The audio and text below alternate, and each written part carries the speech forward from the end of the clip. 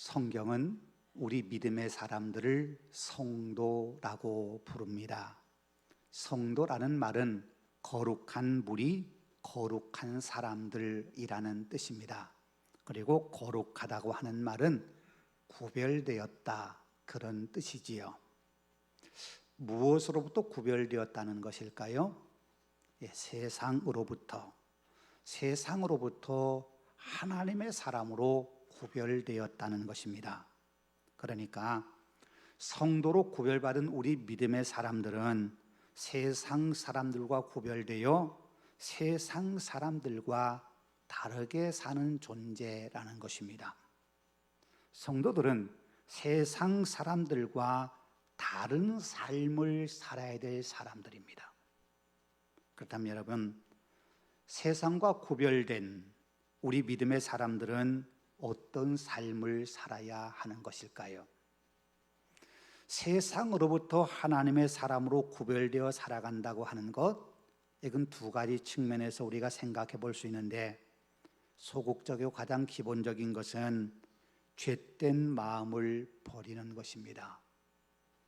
우리는 죄에서부터 해방된 사람들입니다.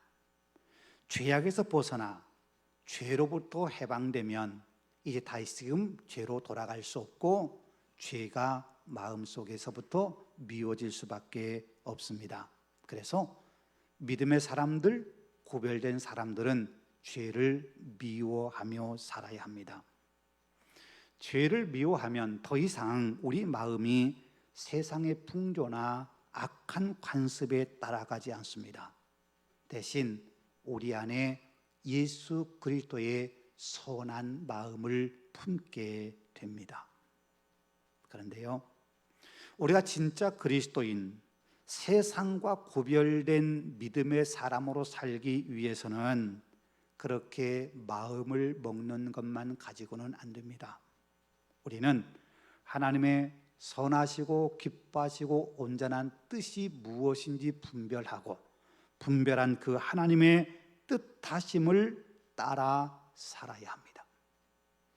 하나님의 뜻하신 대로 살아가려 할 때 우리에게 힘듦이 있을지라도, 하나님의 백성답게 살려 할 때 때론 손해보고 억울한 일을 당한다 하더라도 우리는 적극적으로 신앙인다운 삶을 살아내야 합니다. 예수님이나 스데반이 그랬던 것처럼 용서하기 힘든 대상을 향해서도 용서를 선포해야 합니다. 자신을 박해하고 채찍질하고 위협한다 하더라도 그들을 사랑하고 그들을 위해 기도해 주어야 합니다. 예수님을 구주로 고백하고 예수님의 마음을 품고 사는 사람들은 세상 사람들이 사는 방식과 달리 그리스도의 마음을 품은 자답게 그리스도를 닮는 삶을 살아야 하지요. 그게 하나님의 사람으로 거룩하게 구별된 우리 믿음의 사람들, 성도들이 살아야 할 삶의 모습입니다. 그 성도다운 삶을 살았던 사람들의 모습이 오늘 본문에도 소개되고 있습니다. 오순절에 성령이 임하심으로 사도들은 담대하게 예루살렘에 모인 사람들에게 복음을 선포했습니다. 너희가 십자가에 못 박아 죽인 예수를 하나님이 주와 그리스도가 되게 하셨다고 말입니다.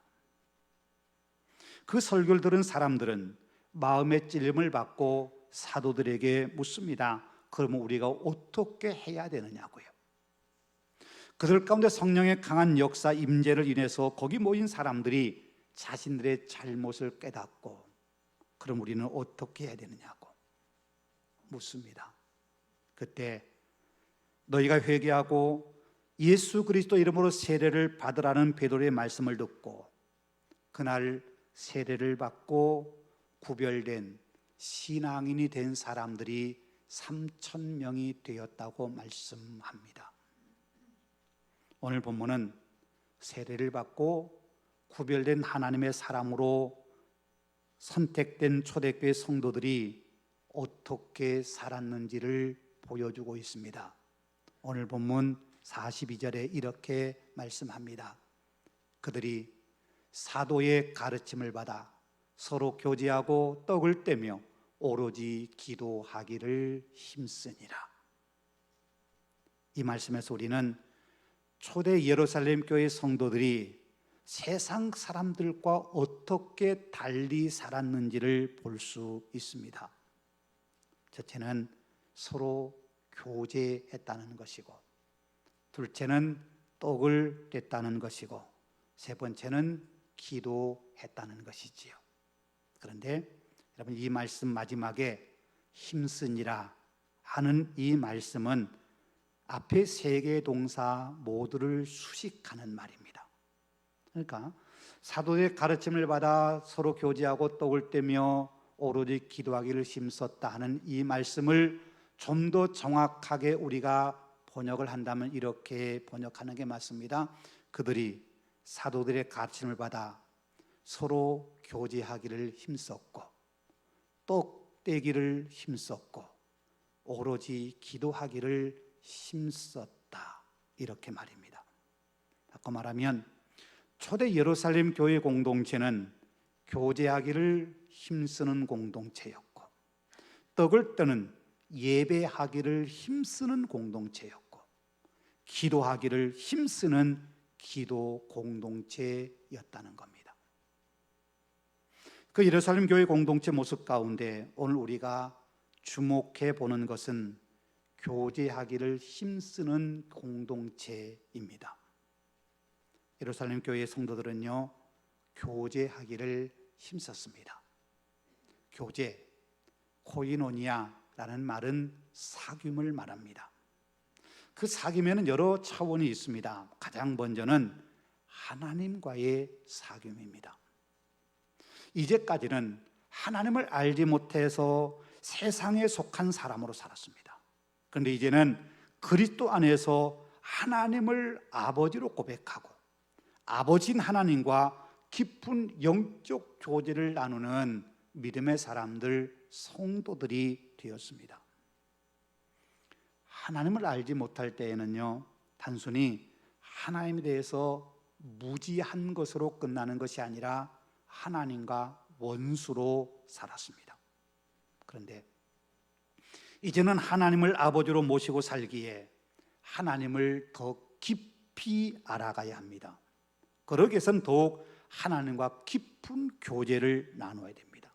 하나님과 친밀한 관계 속에 더 깊은 교제로 들어갈 때 우리의 신앙이 더욱 성숙해져 가는 겁니다. 오늘 본문에서 강조하고 있는 것은 하나님과의 깊은 영적 교제보다는 성도들 사이의 아름다운 교제입니다. 하나님의 백성으로 거룩한 삶으로 살아 부르심 받은 성도들은 그리스도 안에서 한 형제와 자매가 되었기에 이제는 거룩한 교제를 나누는 사이가 되었다는 겁니다. 그것을 우리는 가족이라고 하는 말로 흔히 표현할 수 있지요. 가족은 혈연 관계로 이어진 사람들입니다. 부모와 자식, 형제들은 모두 혈연 관계입니다. 그 혈연 관계는 쉽게 끊어질 수 없습니다. 아무리 사이가 좋지 않아서 우리 이제 관계 끊는다 그렇게 말해도 말은 그렇게 할 수 있을지 몰라도 사실 관계가 끊어지진 않습니다. 우리 그리스도인들은 십자가의 보혈로, 예수 그리스도 십자가의 보혈로 한 형제가 되었습니다. 그래서 그리스도 안에서 함께 부르심을 받은 우리 형제들은 이제 서로 가족같이 교제하며 친밀함 속에 살아야 한다는 겁니다. 여러분, 초대교회 성도들이 얼만큼 친밀한 관계 속에서 깊은 교제를 나누는지 오늘 본문은 그 한 가지 예를 우리에게 가르쳐주고 있습니다. 본문 44절, 45절입니다. 믿는 사람이 다 함께 있어 모든 물건을 서로 통용하고 또 재산과 소유를 팔아 각 사람의 필요를 따라 나누어 주며. 여러분, 여기서 우리가 오해해서는 안 되는 두 표현이 있습니다. 하나는 다 함께 있어라는 말입니다. 초대교회 성도들이요, 아름다운 교제 속에서 서로 성도의 교제를 나누고 그렇게 살아갔던 그들의 삶이 언제나 함께 있었다, 그런 의미는 아니라는 겁니다. 그들이 헤어지지 않고 같은 집에 머물러 산 게 아니라는 얘기지요. 보세요. 3,000명이 한꺼번에 세례를 받았습니다. 그 사람들이 어떻게 한 집에 모여 살 수 있겠습니까? 아무리 사이가 좋고 아무리 깊은 교제 속에 있다 하더라도 한 집에 머물 수 있는 건 아닙니다. 그래서 다 함께 있다는 이 말은 비록 삶의 자리는 다르고 다른 곳에 각각 흩어져 멀리 있기도 하지만 마치 한 집에 사는 것처럼 깊은 교제를 나누었다, 그걸 말씀하고 있는 겁니다. 또 하나 오해하지 말아야 될 말씀이 물건을 서로 통용했다는 말입니다. 이 말씀은 마치 공산주의가 꿈꾸고 있는 것처럼 사유재산 인정하지 않고 모두가 자기 재산 다 팔아서 너나 없이 다 공동으로 사용했다, 그걸 의미하는 게 아니라는 겁니다. 내 것이라고는 아무것도 없어, 모두가 다 너나 나나 다 쓰고 싶은 거 다 마음대로 갖다 쓸 수 있어, 그게 아닙니다. 물건을 서로 통용했다고 하는 말은 내가 가지고 있는 것이라 하더라도 나보다 더 힘들고 어려운 누군가에게 이것이 필요하다고 생각될 때에는 기꺼이 그를 위해서 내 것을 내어줄 줄 알았다, 그 말입니다. 만일 누군가에게요 큰 어려움이 있고 그가 어려움을 겪고 있다고 생각될 때에는 내 필요를 팔아서, 내 소유를 팔아서 그의 필요를 위해서 내 것을 내어줄 수 있습니다. 그렇게 누군가의 도움이 필요할 때 내 것이니까 내가 소유하고 나만 누려야 돼, 이렇게 생각하지 않고 기꺼이 어려운 사람들, 필요한 사람을 위해서 내어줄 줄 아는 관계였다는 겁니다. 여러분, 다른 사람이 힘들고 내게 있는 것이 나보다 그에게 더 필요하다는 걸 알기 위해서는 깊은 교제가 있어야 합니다. 힘들 때 힘든 자신의 마음을 드러내놓고 기도할 수 있는 관계여야 나보다 그에게 더 필요하구나 하는 걸 알 수 있습니다. 초대교회 성도들은 그렇게 자신의 삶을 다 오픈했다는 겁니다. 서로에게 힘든 것도 오픈했고 나의 부족함도 나의 연약함도 다 오픈했습니다. 가정의 아픔과 또 힘든 문제도 다 오픈했습니다. 자존심 상한다고 감추고 내가 끌어안고만 사는 게 아니었다는 겁니다. 자신을 드러내고 다른 사람에 대해서 깊은 관심을 가지니까 서로 필요한 것이 무엇인가 알게 되고 그의 필요를 채워주기 위해서 내게 있는 걸 기꺼이 내어놓을 수 있었다는 겁니다. 그리고 그 바탕에는 예수 그리스도의 사랑이 있습니다.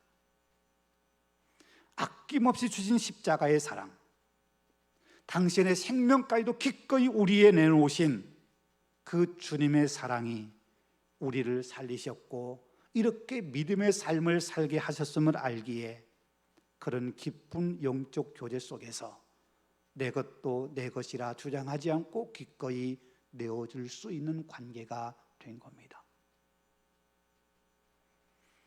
지난주에 대만에 가서 들은 이야기입니다. 예만신학원에서 공부를 하고 함께 신앙생활을 했던 한 자매가 2년 전에 결혼을 하면서 다른 곳으로 이사를 가게 되었습니다. 비록 결혼하고 이사를 갔지만 그 자매는 함께 신앙생활했던 이들과 계속 연락을 하고 어려운 문제를 놓고 함께 중보기도 하고 그렇게 교제는 이어가고 있었습니다. 그러던 중에 다른 한 자매가 요즘 많이 힘들다고 하는 이야기를 놓고 함께 기도했습니다. 함께 중보기도 했습니다. 그러던 어느 날 결혼의 교회를 떠난 그 자매가 자기 남편과 함께 어려움에 처한 자매의 가정을 방문했습니다. 이런저런 얘기하고 오려물리 함께 기도하다가 집에 돌아가면서 신문지 뭉치 하나를 그 집에 놓고 갔습니다. 신혼부부가 돌아간 이후에 그 자매는 신앙생활하지 않는 남편과 함께 그 신문지 뭉치를 열어보곤 깜짝 놀랐습니다. 그 신문지 안에는 대만 돈으로 50만 원, 우리나라 돈으로 약 2,200만 원이 현금으로 들어 있었던 겁니다. 그들 부부는 그걸 펼쳐놓고 펑펑 울었다고 합니다. 결혼한 지 불과 2년밖에 되지 않는 신혼부부, 젊은 부부들, 그들 잘 사는 것도 아닙니다. 또 그들에게 필요한 것도 분명히 있을 거고 돈 쓸 일도 많을 건데, 그들은 기도하던 중에 그 자매를 향한 하나님의 긍휼하심을 느끼면서 어려움에 처한 그들을 위해 기도하게 되었고, 기도만 하는 것이 아니라 그들의 필요를 위해서 기꺼이 자신의 것을 내어놓았습니다. 그런 기도의 역사와 사랑의 교제로 예수 믿지 않았던 어려움 처한 그 자매의 남편도 큰 감동을 받게 되었다는 겁니다. 기도하면서 성령의 감동을 받고 어려움에 처한 가정을 생각하며 큰 돈을 기꺼이 내어준다는 거, 그게 쉽지 않지 않습니까? 오늘 우리에게도 쉽지 않지만 선교사님 말씀에 따르면 대만 문화에서는 더더욱 쉽게 이해할 수 없는 일이라고 합니다. 더군다나 도움을 준 그 자매가 이걸 비밀로 해달라고 얘기했는데 우연치 않게 그 일이 알려지게 되었습니다.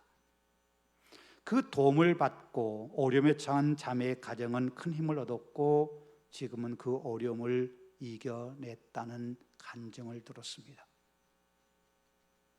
여러분, 이것이 바로 성도의 교제가 활발한 아름다운 교회 공동체의 한 모습입니다. 초대 예루살렘 교회도 그랬습니다. 고아나 과부, 어렵고 힘들게 살아가는 사람들 위해서 자신의 것을 기꺼이 내어놓았습니다. 그런 일들이 많았습니다. 그런 모습이 세상 사람들이 바라볼 때는 결코 이해할 수 없는 일이었습니다. 여러분, 오늘 본문에요 43절 이렇게 말씀하잖아요. 사람마다 두려워하는데 사도들로 말미암아 기사와 표적이 많이 나타나니. 사람마다 두려워하는데, 그러면 이 사람마다 두려워하는데 이 말을 해석하는 방법이 두 가지가 있습니다. 하나는 예수 믿는 사람들, 세례받고 하나님의 백성이 된 사람들이 하나님을 두려워하고 공경했다, 그런 말이기도 하고요. 또 다른 의미로 해석하면 교회 밖의 세상 사람들이 교인들을 바라보면서 두려워했다, 그렇게 해석할 수 있습니다. 저는 오늘 본문에서 두 번째 해석으로 생각합니다. 그러면 세상 사람들이 무엇을 두려워했을까요? 교인들을 바라보면서 무엇이 두려웠을까요? 그건 바로 교인들이 깊은 사랑의 교제를 나눈 모습입니다. 세상 사람들이 자기들은 그렇게 할 수 없는 일들을 교회 공동체의 믿음의 사람들이 하는 겁니다. 자기 재산을 자기 거라고 주장하지 않고 기꺼이 어려운 사람 보면 내어주는, 즐거이 기쁨으로 내어주는 그 모습 보면서 어떻게 저렇게 살 수 있을까? 어떻게 힘든 저들이 더 힘든 사람을 위해서 그렇게 내어놓을 수 있을까? 이거 생각하니까 이건 사람의 힘으로 하는 게 아니라는 것에 그들은 두려움을 느낀 겁니다. 여러분, 그래요. 교회 공동체는 세상 사람들이 살아가지 못하는 방법을 따라 살아가는 사람들입니다. 그 가운데 하나가 바로 성도의 교제입니다. 그건 교회 공동체가 마땅히 해야 될 일들 가운데 하나입니다. 여러분 보세요. 오늘 본문에 교회 공동체 하는 일이 세 가지였다고 그랬잖아요. 기도하고 예배하는 공동체, 또 교제하는 공동체. 예배하고 기도하는 것을 세상 사람들이 바라볼 때 그걸 가지고 저 사람들 특별해, 그렇게 생각하지 않을 겁니다. 왜냐하면 그건 마땅히 교회가 해야 될 일이기 때문에요. 그런데 세상 사람들도 하지만 세상 사람들이 감히 할 수 없을 만큼의 깊은 삶을 살았던 게 바로 교제입니다. 여러분 그렇잖아요. 세상에도 교제하기 위해서 모인 모임들이 많아요. 계모임도 있고 동창회 모임도 있고, 산 좋아하는 사람들은 등산한 등산 동호회 만들고, 운동 좋아하는 사람 운동 동호회 만들고, 그러면서 서로 교제합니다. 그런데요, 그들은 목적이 다 있습니다. 자기들을 위해서, 자기의 유익을 위해서입니다. 그러나 성도의 교제는 나의 유익을 위해서 하는 게 아닙니다. 가장 먼저는 우리가 섬기는 하나님께서 우리가 교제하고 서로 사랑하고 아름다운 나눔을 갖는 그 모습을 보시고 하나님이 기뻐하시기에 기꺼이 그것을 하는 겁니다.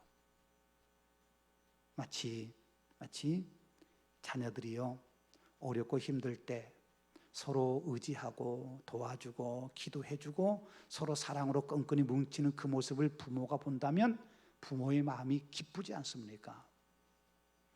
우리 아버지 하나님께서 자녀인 우리가 힘들고 어려울 때, 또 아픔을 경험하고 고통을 겪을 때 서로 위해서 기도하고 힘든 걸 채워주고 서로 도와주면서 행복하게 살아가는 그 모습을 바라본다면 우리 아버지 하나님의 마음이 얼마나 기뻐하실까요? 그걸 생각하니 교제하지 않을 수 없는 거지요. 또 하나, 성도의 교제는 나를 위한 교제가 아니라 서로를 섬겨주는 교제입니다. 어려운 일을 돕고 힘들 때 서로 기도해 주는 것, 누군가의 마음이 무너져 내리려 할 때 신앙으로 버텨낼 수 있도록 내가 기꺼이 버팀목이 되어주는 것, 누군가 힘들어 쓰러지려 할 때 내가 손 내밀어 쓰러지지 않도록 그의 손을 붙잡아 주는 것, 이게 성도의 교제입니다. 마치 하나님께서 그를 위해 하시는 것처럼 내가 하나님의 거룩한 도구가 되어서 그를 위해 하는 겁니다. 그래서요, 가난으로 지치고 힘들 때 초대교회 성도들은 하나님께서 자신들에게 맡겨주신 재산을 내 것이라고 나만 위해 써야 된다고 생각하지 않고 기꺼이 기쁨으로 나보다 더 필요한 사람이 있다면 내가 그를 위해 내 것을 내어놓지 하는 그런 마음으로 기꺼이 내어놓은 겁니다. 이게 깊은 성도의 교제 속에 이루어질 수 있는 일이었습니다. 그들 그렇게 세상 사람들이 하지 못하는 거룩한 성도의 교제 속에 살았던 이유가 무엇일까요? 그걸 보여주는 단어가 하나 있습니다. 그건 오늘 본문 바로 앞인 41절에 나오는 세례라는 단어입니다. 여러분, 세례가 뭡니까? 여러분 대부분 다 세례를 받으셨는데 세례가 뭡니까? 세례는 내가 죽고 내 안에 그리스도가 사시는 겁니다. 그래서 세례받은 사람은 나의 자아가 죽고 내 안에 계신 그리스도가 내 삶의, 내 인생의 주인이 되어 살아가는 겁니다. 내 마음의 주인, 내 인생의 주인이 그리스도이시기에 주님이 원하시는 삶을 사는 거, 그게 세례받은 그리스도인이 살아야 할 삶의 모습입니다. 그래서 세례받은 그리스도인은요, 세상 사람과 같이 살 수 없습니다. 세상 사람과 다르게 삽니다. 세상 사람들은 자아가 주인이기 때문에 자아가 이끈 대로 삽니다. 그런데 우리 안에 있는 자아는 죄에 빠진 욕심 덩어리입니다. 끊임없이 욕망을 추구하고 하나님에게서 멀어지려 하고 더 많이 갖기 위해서 안달하는 욕심 덩어리입니다. 욕심 덩어리인 자아는 더 많이 움켜쥐려고 합니다. 나의 것을 기꺼이 기쁨으로 내어놓거나 남을 위해 나누려 하지 않습니다. 그런데 세례받고 신앙으로 살아가는 사람들, 우리의 삶의 주인이 주님이심을 고백하며 사는 사람들은 그런 자아가 우리의 삶의 내 인생의 주인이 아니기에 주인이신 주님께서 원하시는 삶을 살아가는 겁니다. 물론 우리가 세례를 받았다고 해서 그렇게 산다고 하는 것이 결코 쉽진 않습니다. 그래서 우리에게 신앙 훈련이 필요합니다. 오늘 본문에서요, 초대교회 성도들이 그렇게 멋진 삶, 진짜 신앙인다운 삶을 살아갈 수 있었던 이유를 이런 말로 표현해 주고 있습니다. 그들이 사도의 가르침을 받아. 사도의 가르침을 받아. 여러분, 예수 믿는다고 우리의 신앙의 금세 성숙한 신앙, 주님에 대해 삶의 주인 되는 삶으로 온전히 살아갈 수 있느냐? 안 되지요. 쉽지 않습니다. 우리가 신앙인답게 살아가는, 진짜 신앙인다운 신앙인으로 살아가기 위해서는 해야 할 게 하나 있습니다. 경건의 훈련입니다. 다른 말로 말하면 가르침을 받아야 됩니다. 사도의 가르침입니다. 우리가 예수 그리스도의 마음을 품고 우리 안에 계신 예수 그리스도께서 가르쳐 주신 대로 우리의 삶을 신앙인답게 살기 위해서는 우리는 끊임없이 그리스도의 가르침을 들어야 됩니다. 예루살렘 교회 성도들은 사도들의 가르침을 받았습니다. 그 사도들이 누굽니까? 갈릴리 사람들입니다. 많이 배우지 못한 사람들입니다. 보잘것없는 촌놈들이었습니다. 그런데 그런 사람들에게 예루살렘 교회 성도들이 가르침을 받고 그 가르침에 따라서 살아가는 겁니다. 여러분 보세요. 하나님의 말씀을 가르치는 일에 있어서는 그 가르치는 이가 세상적으로 많이 배우고 똑똑하고 잘난 사람 아니어도 아무 문제가 없습니다. 세상적으로 말한다면 갈릴리 사람보다도 예루살렘 교회 공동체인 예루살렘 사람들이 훨씬 더 똑똑하고 많이 배웠을 겁니다. 율법에 대해서도 어쩌면 예루살렘 사람들이 훨씬 더 많이 들었고 잘 알 겁니다. 그런데 아무리 똑똑하고 많이 배웠다 하더라도 예수 그리스도를 주님으로 고백하며 주인 삼아 살아가는 성도로 살아가기 위해서는 사도들로부터 가르침을 받았습니다. 그래서 세상 사람과 다른 삶을 사는 겁니다. 그렇게 사도들로부터 가르침을 받았기 때문에 예루살렘 교회 성도들은 하나님이 기뻐하시는 진짜 신앙인다운 신앙인으로 그들의 삶을 살아갈 수 있게 된 겁니다. 가르침을 받았다고 곧바로 가르침을 받은 대로 살아갈 수 있는 것도 아니지요. 그들은 가르침을 받은 대로 살기 위해서 힘썼습니다. 42절 마지막에 쓰인 힘쓰니라 라고 하는 단어가 그래서 중요합니다. 여기서 힘쓴다고 하는 이 단어는 계속 그 일을 반복한다는 것을 의미하는 단어입니다. 가르침을 받은 대로 살기 위해서 노력하고 또 노력하고 노력하는 겁니다. 가르침을 받고 깨닫는 것으로 끝나지 않기 때문입니다. 가르침을 받았다고 그대로 살아가는 것이 쉽지 않기 때문입니다. 우리 인간의 성품을 가지고는 거룩한 말씀을 듣고 가르침을 받은 대로 살아갈 수 없습니다.